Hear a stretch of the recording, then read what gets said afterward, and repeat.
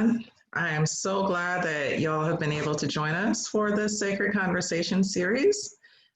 We are very excited. This one is a little different. We have a number of people. We kind of have a panel for our Sacred Conversations today. And so I'm going to introduce those people really quickly. Thank you for being willing to participate, everybody. So we're going to have a panel with real life stories and real life explanations of opportunities and challenges of what it looks like for faith communities to partner with local farmers, why they think this has been important for their church, and also some of the challenges that they face, some of the opportunities that they've been able to have, and especially during this time of COVID when we are reimagining what some of these food ministries at our churches look like, when families and children in school and seniors and people who've lost their jobs or people who are tightening their belts, what does it look like for our faith ministries to meet this time during COVID when there's so much uncertainty and so much change?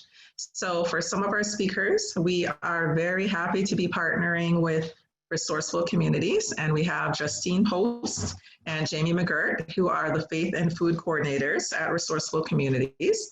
We also have Michelle Osborne from RAFI, the Rural Advancement Foundation, and she is the Come to the Table Program Manager for faith-based and community partnerships.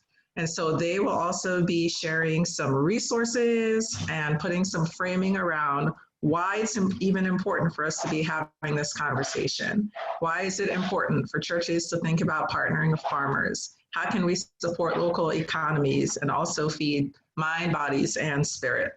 So we are going to start with Justine. She's going to share some statistics around farmers and food in churches with us. And then she'll be followed by Michelle Osborne, who will be linking some of these ideas around farmers and how they could supply food to our ongoing church programs. So Justine. Thanks, Nicole. Good morning, everybody. It's good to see so many familiar names and some faces, but thank you for joining us. I just wanted to briefly kind of highlight some stats on the North Carolina agriculture condition. These are from the 2017 Ag Census, so a little dated, but it is the most recent version. So, and as you can see, some of the most pointed statistics are that 74% of farmers have less than $25,000 in sales per year, which is pretty stark. As some of you all might know, some farmers kind of juggle multiple jobs. I know a lot of farmers in our area, especially couples who are married, one person will be farming, the other person has the quote real job that has, a more stable salary. So the reality is that a lot of farmers in North Carolina are balancing that. And then 39%, almost half have less than $2,500 of income. And so these are just kind of some statistics to show that how significant it could be for even 10 or 20 individuals in a county to step up and try to find some local producers, especially in light of COVID, as you know, that has probably drastically changed this data since then. So if you could go to the next slide. So if a group of folks from your community or from your church just spent 10 to 20% of your grocery budget locally, this could be a potential impact. So even if just 25 people spent $50 a month, that would be $15,000 a year from that group of folks money that stays in your county and stays with 1 to 2 farms, that is more than half of what 74% of farmers make in a year. So that's a lot of numbers, but all that to say is that even a small amount of work can make a really big impact, especially on, just a couple of farmers, especially in rural counties, tier 1 and tier 2 counties. So those are just some things to consider. You can go back and look at those. You all get these slides, so you can look at that data if you're interested in learning more. The Ag Census is really, you can really do a deep dive online and look at a lot of the numbers. So I'm now going to pass it to my colleague and friend Michelle at RAFI, who will uplift some other resources to you all before we get going on the panel. Thanks. All right, it's great to be here, and it's great to see many of y'all here. Just want to give a quick overview of ways that I've seen churches use food that is purchased from farmers. So, you know, churches have a lot of different types of food ministries, whether it's food pantries or Backpack Buddies program or community meals. These are all different types of ways that churches can use food that is purchased from farmers.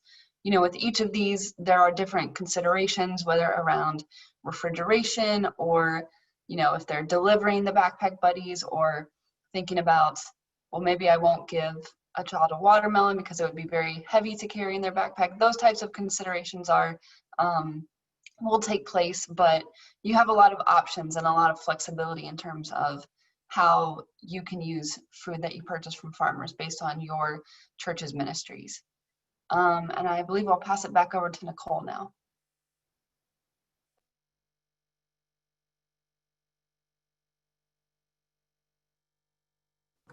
You're on mute.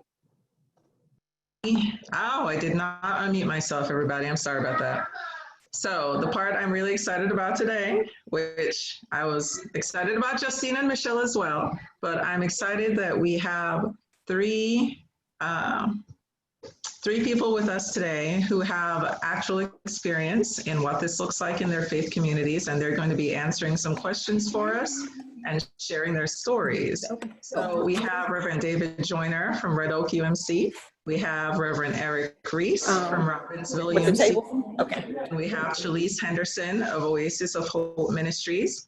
And so we are going to be starting with them introducing themselves and describing their church's food ministry and farm partnerships that they've been able to develop as a part of those food ministries. And so we are going to start with Reverend Eric Reese this morning. So Eric, if you would just introduce yourself really quickly, and if you would describe your church's food ministry and any farm partnerships that you've had in the past and currently have. Thank you, Nicole. Good morning. This is Eric Reese. I'm the pastor of Robbinsville United Methodist Church in Graham County, North Carolina, way up in the Smoky Mountains. And when I moved here, I discovered that food insecurity for children in our county was 30.1%, and that's very high. And I was trying to find out what can we do about this. And the Duke Endowment put me in touch with Resourceful Communities. And in talking with them, they gave me all kinds of great ideas about reaching out to the farmers. So I first went to the yearly farmers market meeting and met some of the farmers there. I also went to local produce stand and was able to meet farmers there because they come there, local farmers come there to sell their goods there. I was able to make contacts with the county extension agent who knew all kinds of farmers that grew food in our community. And just kind of finding out, talking to folks, I was able to find out those who are still farming in our area. And from that, I was able to reach out one summer and buy a lot of produce boxes that we gave out to families with children and youth. The families' names came from the local school. And we've continued that, not as on a big scale like we did the first summer, but we've continued that for the past 3 years. Also, we were able, with Resource Communities and RAFI, to reach out and buy some other product like fresh ground beef and frozen ground beef from local cows that are grass-fed. And we've used this both in our local soup kitchen and to give to students, the backpack students in our school community. We've also bought a lot of produce and also local cheese and even honey. There's a few honey producers in our county, and honey is wonderful to cook with it. And so we just bought some bulk honey to use in the soup kitchen that we help out and volunteer with. And I was going to mention the cheese. The cheese comes from Happy Cows. And we were so grateful to buy 50 packs of cheese to give out to students for spring break so they'd have food. So we were just very grateful for Resourceful Community and RAFI and Partners in Health and Wholeness, just giving us resources and knowledge and just helping us to reach out to our local farmers and being able to use that to feed our children and youth that needed food. So thank you, Eric. And we're going to ask Reverend David Joyner to introduce himself and share with us and describe his church's food ministry and farm partnerships they've had in the past and may currently have. Good morning, everybody. My name is David Joyner, and I'm the pastor at Red Oak United Methodist Church, just outside of Rocky Mount here in eastern North Carolina. And we have been doing many of the things that my friend Eric was just speaking of, but it all kind of started from the Backpack Buddies program that was already implemented in the school systems, and our congregation tried to find ways to provide a healthy alternative to the oodles and noodles and sugar-laced fruits that they were getting. So we found that within our congregation, we had a retired farmer who still had many of his contacts. And so he began making phone calls, and before we knew it, we had land that was donated to the church to plant a community garden with tractors and disc and plows. And we have been able to plant our first community garden. So in conjunction with the produce that was grown from that, we purchased food from our local farmers market. And we partnered with a company called Right Revival to give away produce boxes as well.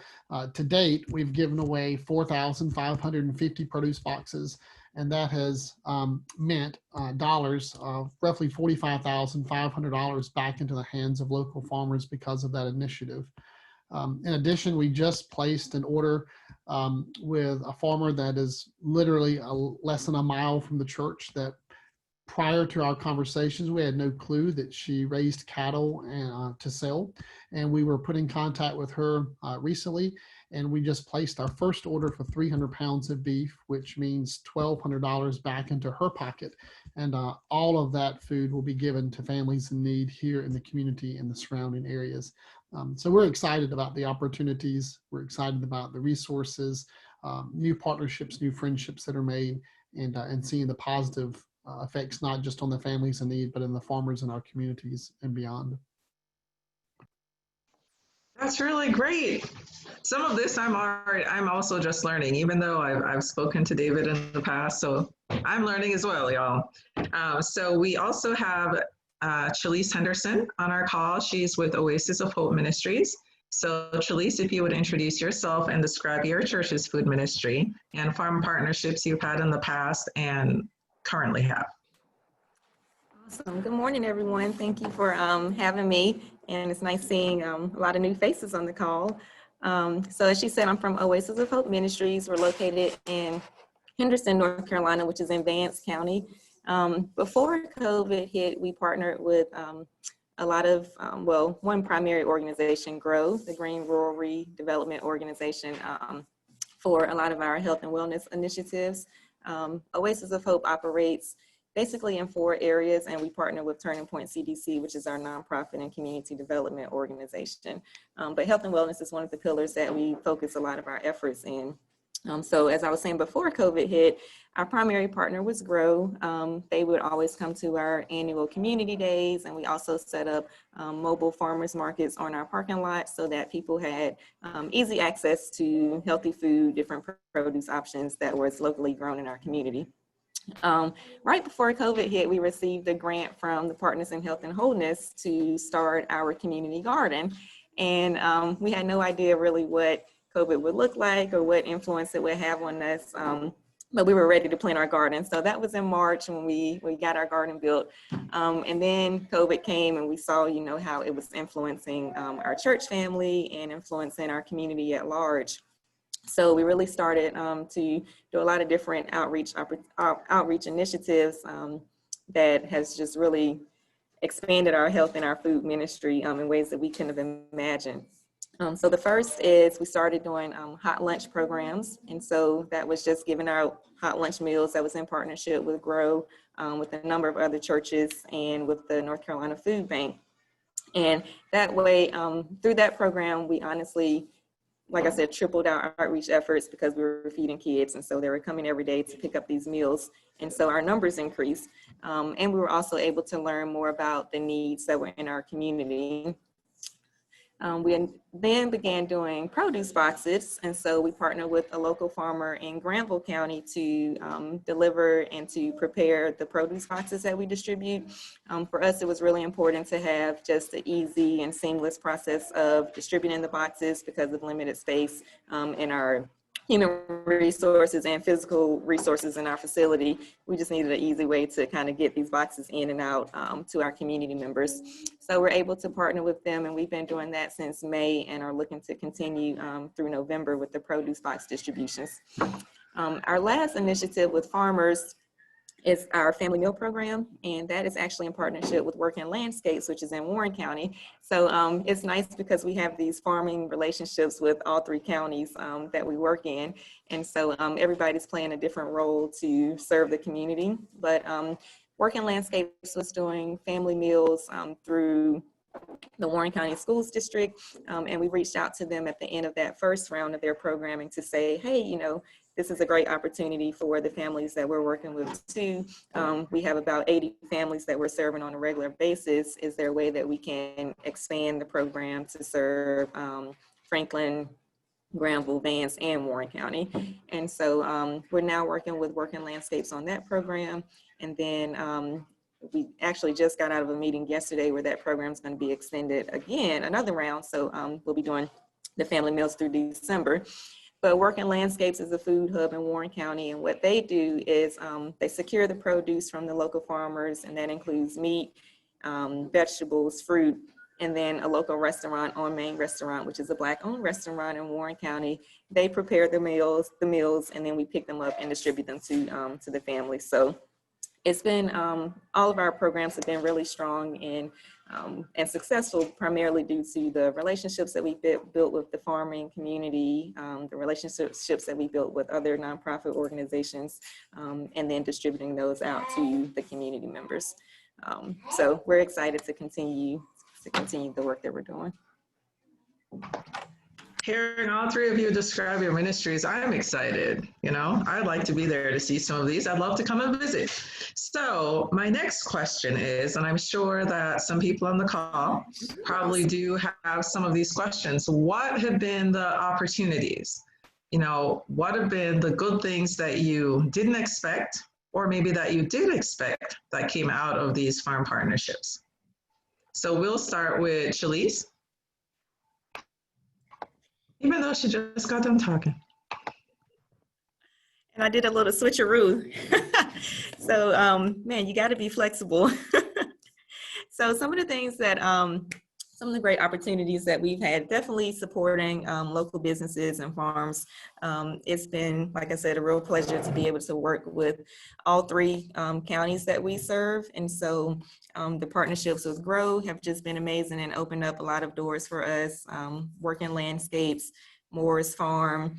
We received funding from the Resourceful Communities team, the Proto Labs Foundation, which really got us started with the produce box distributions. And then the weight hasn't been on just one organization. We've been able to, like I said, partner with other organizations to distribute and not to feel so much pressure, but to still be able to reach a large amount of people. One of the most meaningful opportunities is just simply providing healthy food.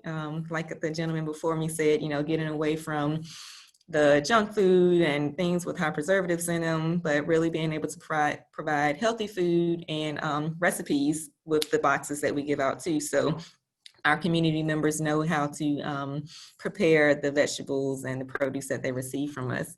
And I have to share, I hear all the time how good the food is and how people are enjoying the meals.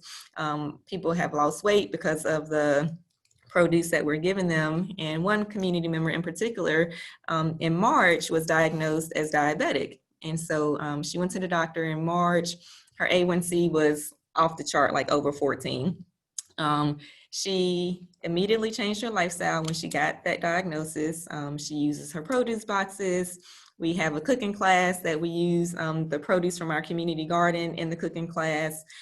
She receives the family meals on Fridays. exercises, but really uses this community of support that the church and our nonprofit has been able to wrap around her.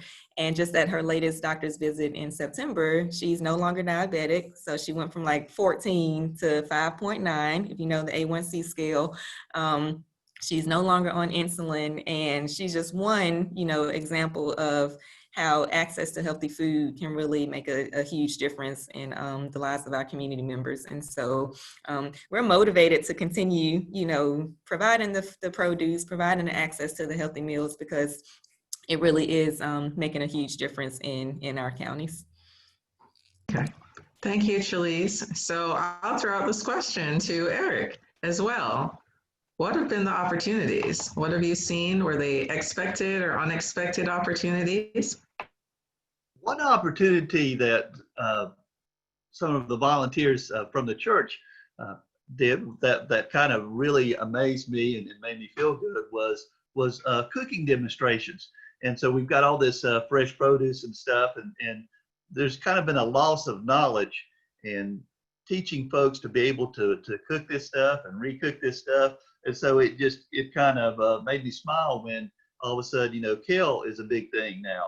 And my volunteers were making kale smoothies, and people were drinking it and enjoying it, and they were teaching them about kale. And corn is a staple and has been in our area because of our Native American heritage here as well. And just seeing corn mixed with other things that you wouldn't normally eat, and seeing folks just eating it and enjoying it and nodding their heads. And so using recipe cards and cookbooks and just being able to have food distributions. All this was before COVID, of course, but it was just a wonderful thing to see people enjoy that. And I kind of have a joke, somehow or another, we got some spaghetti squash. And so I just kind of, stay away from that. But we did show people how to cook that, and we didn't get a whole lot of takers, but we do know, folks do know how to cook and prepare for spaghetti squash now, even if they're not real prone to eat it. But yeah, just introducing how you can cook some of these greens and stuff that we can have all year round was just an amazing thing to me. Thank you, Eric. So I'll throw out the question to David, and then someone has a question in the chat, and we'll be taking questions too. So David, what have been the opportunities that you've seen, expected or unexpected?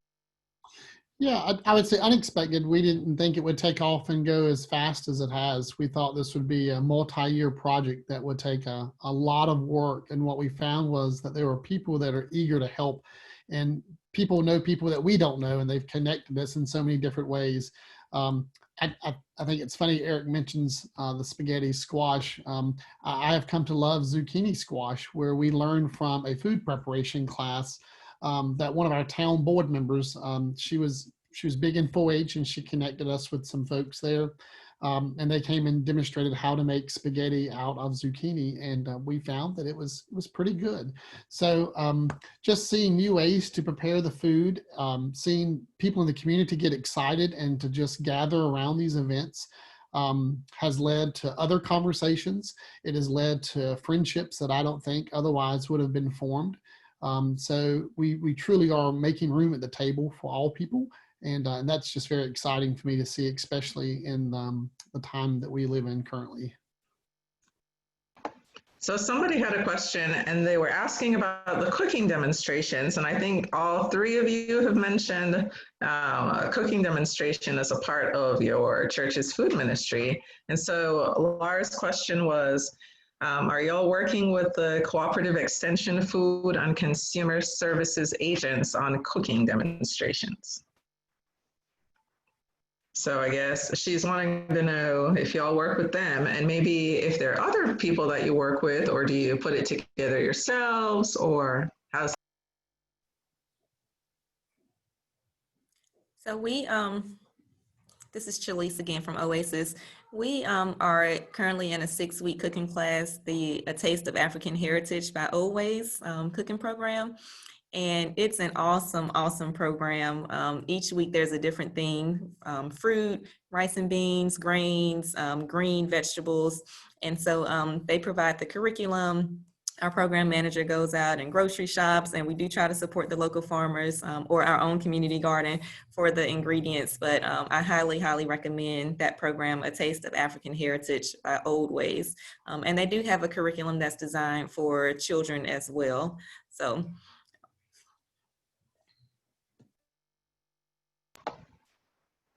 David or Eric, do y'all want to throw in there about how you do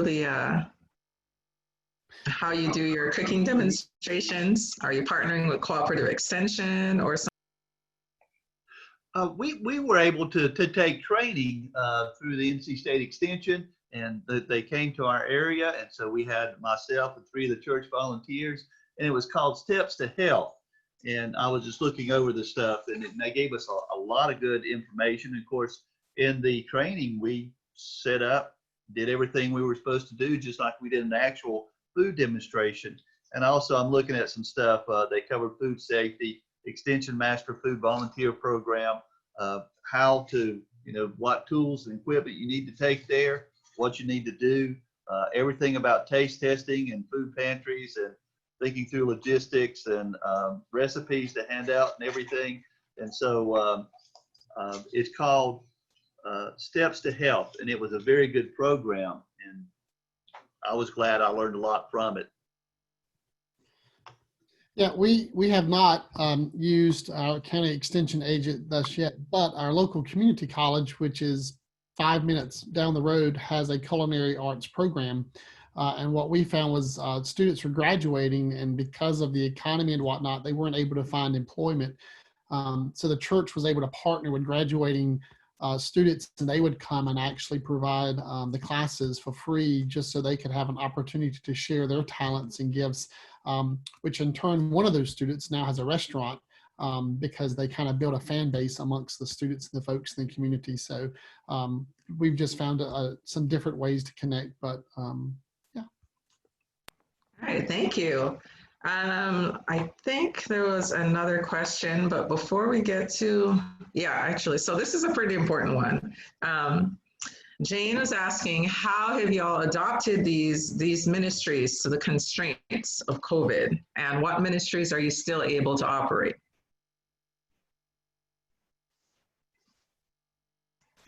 I would say that our church has had to, we've changed our mindset from what we can't do to what we can do. And because of our community garden space, there's a large outdoor area that we have able to socially distance, gather, and still continue some of the cooking demonstrations in that space. Specifically, our folks like to grill, so having conversations on how to grill vegetables without using, pounds of butter and margarine. So we've been able to continue to do those things. Same thing with handing out the produce boxes. And because the garden is so large, we invite folks in the community to come and help pick and to glean vegetables. And there's enough space that they can spread out and still do those things.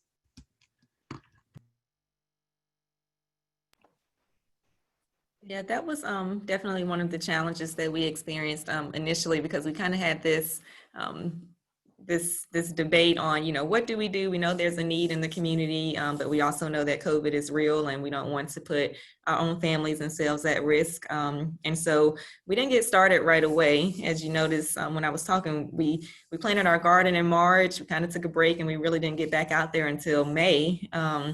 And so we just needed that time to make, educated decisions on how to do things safely. But we've been able to continue with these programs because they're contactless pretty much. The food distribution is people come up, they beep the horn, and our volunteers take things out to them, or they'll send us a text message when they're outside so we can go out and put the items in their cart, in their cars. With our cooking class, we limited the participation to just 8 students. We were initially hoping to have 15 students in the class, but due to restrictions in space, we're just doing 8 students. And so it's been a safe and enjoyable class. And then again, too, with the garden, thankfully that's outside, and so people are able to come at their leisure to get what they want from the garden. They come, our garden coordinator, she's there like 6 o'clock in the morning. No one else is there at that time. So she's there to maintain the garden and do everything that she needs to do. So it's been a nice kind of way to adjust with the uncertainty of COVID. One of the first things that surprised me when all this pandemic hit was when I started calling around some of our farmer contacts. They were selling everything they could get, those that sold, eggs or meat or anything, everything was selling real well. And then I talked to the local farm store, and they were selling seeds like crazy. And of course now at this time, you couldn't find canning supplies anywhere because everybody was buying up all the canning supplies. So it was just interesting to see how there was kind of, this is a good thing, a kind of reversal. People were going back to planting their own gardens and growing stuff and buying from the local farmers because the grocery store had such shortages and was even limiting how many pounds of meat you could buy. We have one grocery store in our county, but our food distribution that we do with the Man of Feeding America, we did have to go from client choice to drive-through. Everybody had to wear a mask, gloves that came in contact with folks, and we got a bunch of masks to hand out there to give to the folks so that they would have masks in the community. Our community garden, we just had to, again, hand out masks and sanitizer and be real careful and keep distance. So it did change things a whole lot in that we've had less contact and communication with our folks, but we've still been able to do as much as far as getting out produce and food to the folks in need. It's just been it's been different. It's been a lot of hard work, and it's something that I hope that we can go back to the way it was, hopefully, prayerfully. Thank you all. So I have, I think this is going to be my final question, and people can throw other questions in the chat as well. What have been the challenges? And I'm going to put this one out there because I've been in churches.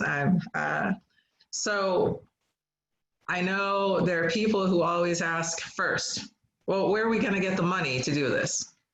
The money is a big part, right? For it to be sustainable for the long term.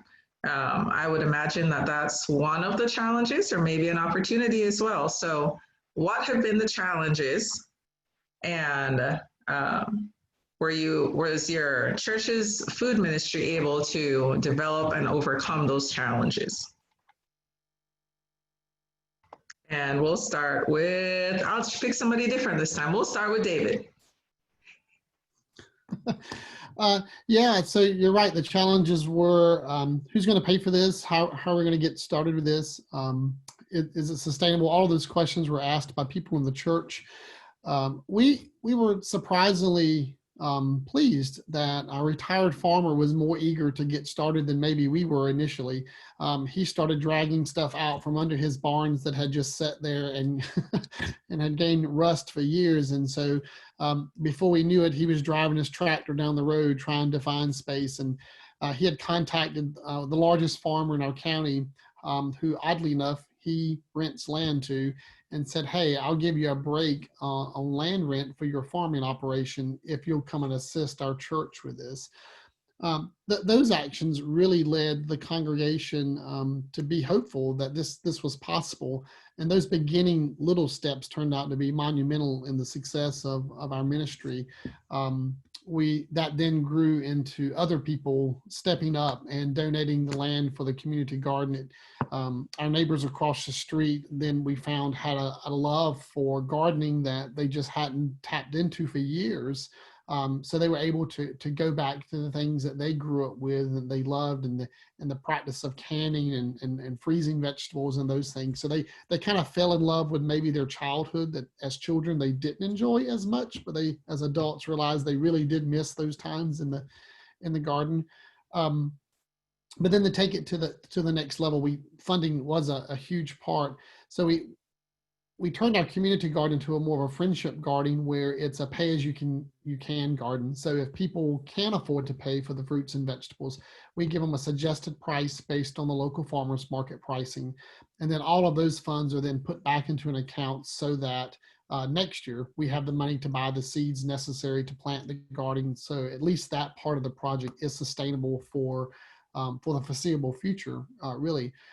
Just in our very first year, we raised over, just from the sale of the produce to those folks who could pay. And of course, there were donations. People gave more than, they probably would have at the farmer's market.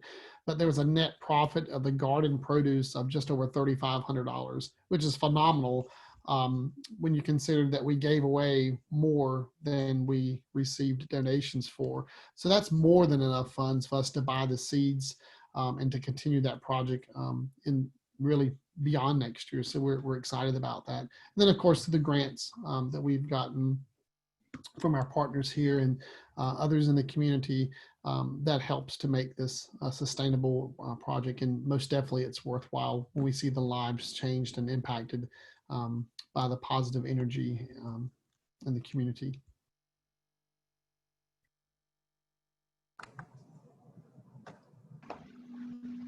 So Eric, we'll throw the question out to you. Yes, thank you, David. Thank you, Nicole. Well, one of the things I want to say that we were kind of at our limits as far as volunteers, and that's one of the things we struggled with. And then when the pandemic came, I just had to tell, if you're 65 and older and we're worried about you, stay home. And so we lost half of our volunteers with our food distribution and also with our, the drive-through meals that we do with another church. And so that kind of really hurt us. And so we're still kind of wondering about will those volunteers come back? And so, you can work to get resources and stuff, but volunteers are so important. I'm so grateful for all our volunteers. And so that's something that I just can't think enough about how can we continue to get volunteers. And what I found out is, and this is a good thing, is that we've got some volunteers coming that's not connected with our church that just heard that we're doing a food distribution, that we're doing a food ministry, and they come and be a part of it. And also we found out as far as fundraising, we've been very grateful for our grant partners, but there's folks in the community who have given us funds just because they heard what they were doing. And they said, thank you for doing this for our community. And they've given us funds. And so it's just been a great thing. And I do want to mention one thing that I didn't mention earlier, that last fall, the community fall festival, that some of our youth with the items they grew in the garden here, they made different things and canned them. And we got like first prize and second prize and third prize at the fall festival in the county here. And so I felt good that we had some bragging rights for a while. But yeah, volunteers, oh my goodness. When you have volunteers and then the next time, half of them are gone, it just hurts. It hurts.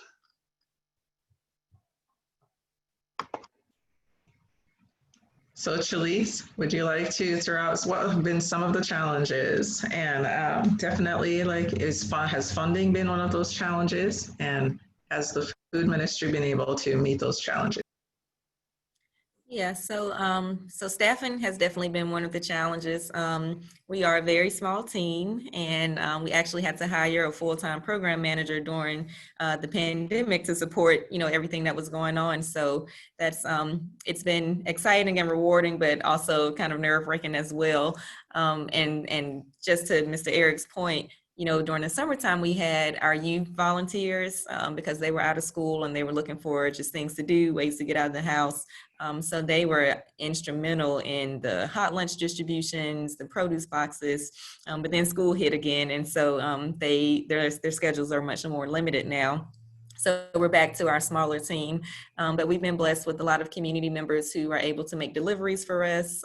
So we kind of just act as a hub at our physical location. We make some deliveries from our team, but then we've built these relationships to be able to have other people go out and to deliver and then reach more counties or more families in the counties as well. In regards to the family meals, we definitely had experienced the challenge of keeping the meals cold long enough for our distribution period. And so we had to work, with the restaurant and with working landscapes to just figure out the best way to pick up the meals, keep them cold, and then deliver them within a set amount of time. And so it was definitely a learning curve for some of us, and we've been able to now change our distribution time and really our distribution model too, so that the meals are staying at the correct temperature. We don't have, we have like a one refrigerator and a deep freezer at our location. And so purchasing more coolers and refrigeration bags, partnering with Grow, they've been great to let us use some of their coolers as we collect the meal, as we pick up the meals and deliver them. But that was definitely one of the biggest challenges when we first got started. We've got it down to a science now, so it's all good. Funding, of course, is just, I feel like it's just part of the game of being a nonprofit or a small church community. But things have continued to come in and allowed us to continue the programming. We're kind of being a little strategic with how we move forward with the produce boxes at this point, because our goal is to continue through at least December. And so we might have to minimize the number that we're giving out, or to go from maybe 100 to 75 or 50 or whatever, so we can make the program go a little bit longer. We're still figuring out that piece. But the biggest challenge is managing the need, meeting the need, and just kind of doing our best to do our part in it. Thank you three very much. So there have been some pieces that have come up that I think is important to consider, like even practical things like storing food, or where do you find the farmer? It sounds like finding the farmer is not too terrible for some folks, not too challenging, but for some people it can be. Pieces about funding, how to keep the partnership going. So thank you three for sharing all your information. Is there anything else you would like to add? I just want to make sure. Is there anything else you'd like to tell us about your food ministry? I heard some intersections about people's health improving. I've heard intersections about development of community and how these ministries have brought people together in unexpected ways, which I really love, because I'm all about the food, y'all. I don't know. If you don't know me, then you don't know that, but you do now. I'm all about the food and sitting together and eating with people and sharing food and breaking bread. So, so there are a lot of intersections, I think, that have come up, and we'll go through just a little bit more of that in the last part of this Sacred Conversations. So, and people, if you have any other questions, please put them in the chat or email us afterwards. Nicole, can I just share one other resource? So we recently joined the Black Church Food Security Network, and they're based out of Maryland, the DMV area. I think we're the first church in North Carolina to join it, but they have a really great mission to work with churches, Black churches specifically, but to work with their ministries to create gardens and other agricultural projects.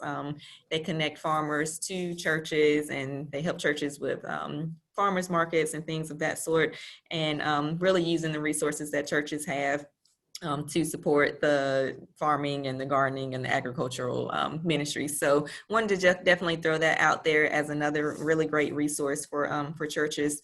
They do provide seed funding for agricultural projects, and then also a really strong network of other churches to connect with too. So if you are or identify as a Black church, then I would certainly encourage you to check out that resource. Nicole, I was just going to mention to tell everyone, don't be afraid to start small. Even if you just find one farmer that can get enough produce together for one box weekly for 2 months that you can take to a family with children, it's going to make a big difference, a big difference for the rest of their lives. So don't be afraid to start small and just work with what you have.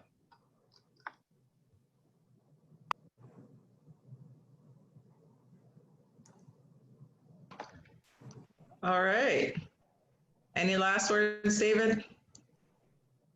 No, I think they did good. I would say don't be afraid to ask, because there are people out there that are willing to help. There are people out there with funds and resources that are willing to use them, and they want to help.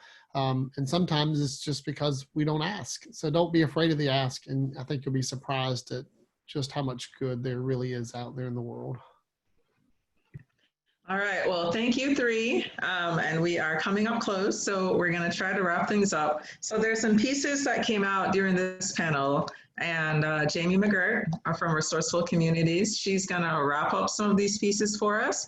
She's gonna talk about some best practices, questions you can ask yourselves when you're trying to think about how to partner with a farmer. What are a couple other resources that you could access right here in North Carolina? What partnerships can look like. And so, Jamie, I'll turn it over to you. Thanks, Nicole. Right, so now some of you may be wondering just how do I start? We heard from our presenters, and partnering with farmers begins really with how they're connected, or how you can even get connected in the first place. And here on this slide, you see some examples that remind us of how those connections can happen. And we heard from David at Red Oak UMC that there's a retired farmer in the church. And we heard from Red Oak also that word just started to get out in the community what they were doing, and they started to find a farmer just 1 mile away through that word of mouth. We heard from Oasis that connecting with a local or regional organization really helped kind of kick off their effort in sourcing produce. And then we heard from Robbinsville that he kind of started online, finding resources like the local farmers market meeting space. So there's lots of places you can begin, but let's say you needed to start tomorrow. We're curious where you would start. So let's launch a poll. If everyone would look to your screen. And I'm gonna read it for those on the phone or just on audio. If you needed to contact a small farmer today to source food for your ministry, how would you connect with them? It's multiple choice. So you do have the option, if you're already connected, great. Our food ministry currently has an active relationship with farmers. B, I have a direct relationship with a farmer. C, I would use word of mouth, like call a friend or a business who knows a farmer better. Or D, use a local or regional resource. And E, an online resource. Google can be your friend. So we'll just give a moment to see what this looks like. Thanks, Nicole, for posting a great link in the chat.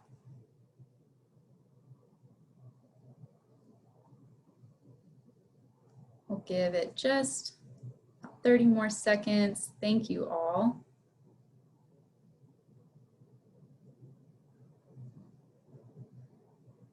I like giving it that little extra time. I see it changing, the results that I see. So I'm seeing it somewhat fairly even, but most of you seem to want to use word of mouth to connect with a local or regional resource that has those connections with farmers, or using an online resource. And sometimes Google can lead to those local or regional resources. So thank you all for participating.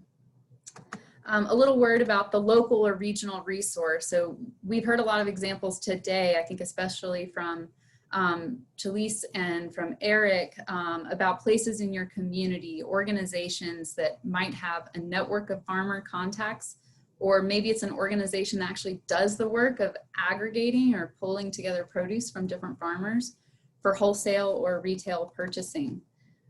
Using these local or regional resources is what we're going to refer to in the next several minutes as indirect partnerships with farmers. Direct would mean you know the farmer and you are only working with that person solely. But these indirect partnerships also have a lot of advantages. So Michelle and I will share more about making these connections to local and regional resources, and we want to highlight a few initiatives in particular. So Michelle, take it away. All right, thank you. So I want to talk just for a minute about RAFI's Farmers of Color Network. So farmers of color in the U.S. have long been disadvantaged by systemic and institutional racism, including discrimination in accessing credit, loans, resources, and markets. As a result, farmers of color right now just make up only 4% of US farmers. So in 2017, RAFI founded the Farmers of Color Network to support these farmers and to grow their numbers. The network provides farmer-led technical assistance, funding opportunities, and hosts farm tours, networking events, and gatherings to explore market solutions. And we work throughout North Carolina, but also throughout the Southeast. Next slide.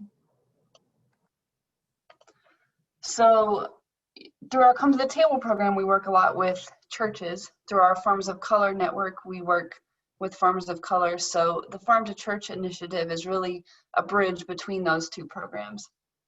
And a congregation that's interested in the Farm to Church initiative, there's a couple different options of ways that you could get involved. So one of those options could look like a congregation-based local farmers market support. So if you are in a particular area and want to partner with farmers of color and have them come and set up a market in your church parking lot or in your field or whatever, we can work with y'all on that. Another option is a congregation-based CSA where you work with local farmers to buy shares of their produce for that season. And so this is really just a quick overview, but I would say please reach out to me and we will be sending out these slides. But if you are interested in partnering with farmers of color in your area, then we would love to talk with you about that. So next slide.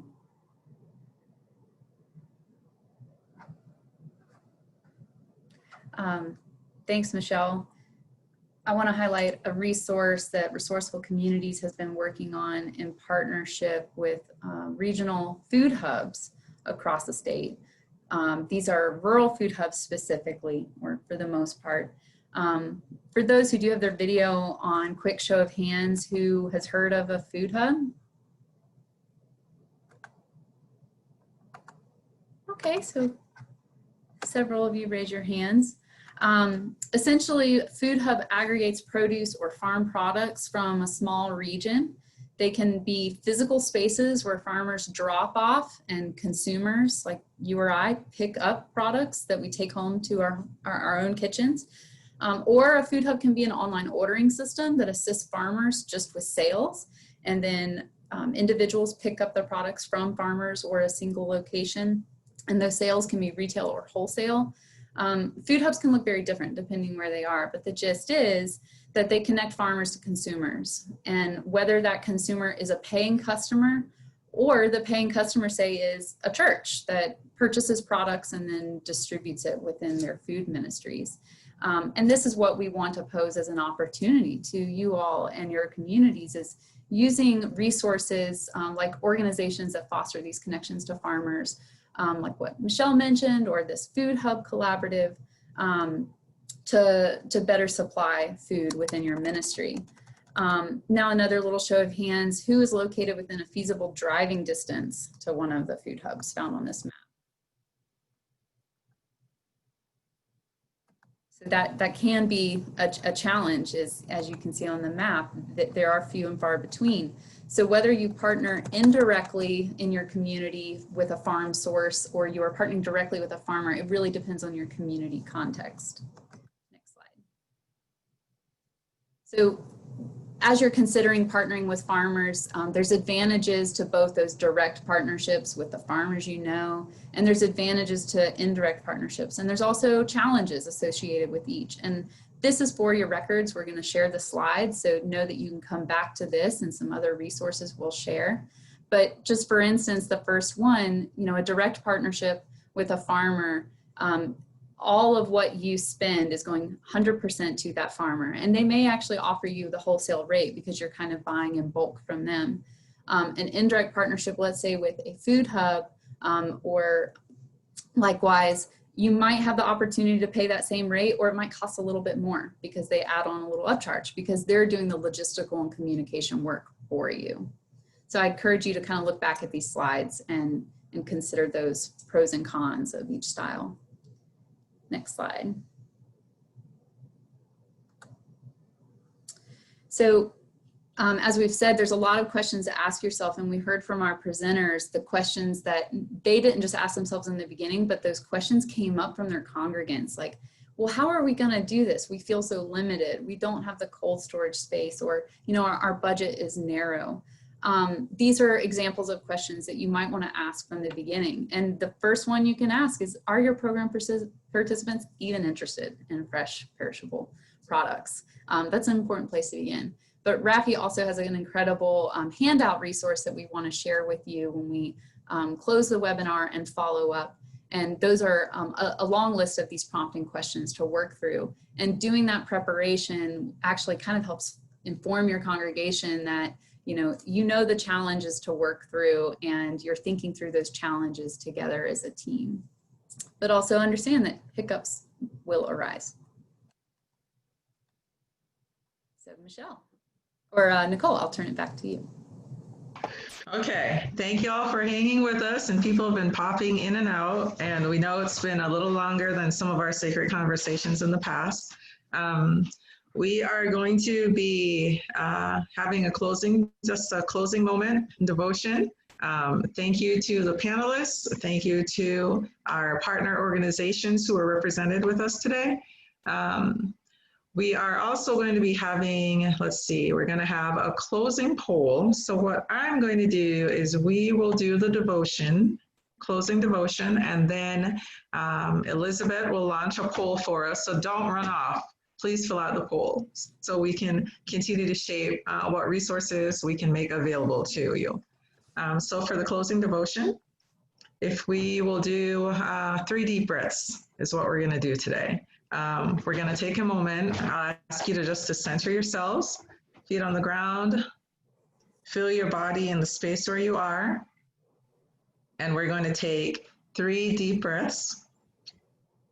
And I'll start off with 1, and then you continue to the 2nd and the 3rd. 1.